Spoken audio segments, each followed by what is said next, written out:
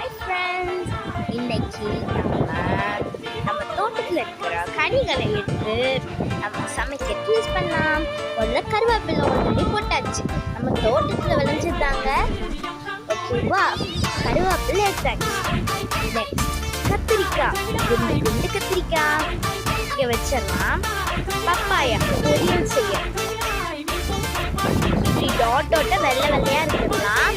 பப்பாயாவுடைய இது பால், ஓகேவா.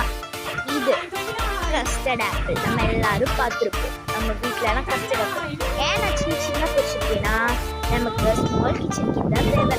ஓகே, அப்புறம் நமக்கு பிடிச்ச கொய்யாக்கா, இது ரெட் கொய்யாக்கா, நாட்டே சூப்பராக இருக்கும் பிஞ்சில். அப்புறம் பச்சை மிளகா, ஓகேவா. நம்ம பூ எப்போவுமே ரொம்ப பிடிச்சது, நல்லா பூ வச்சிருக்காங்க.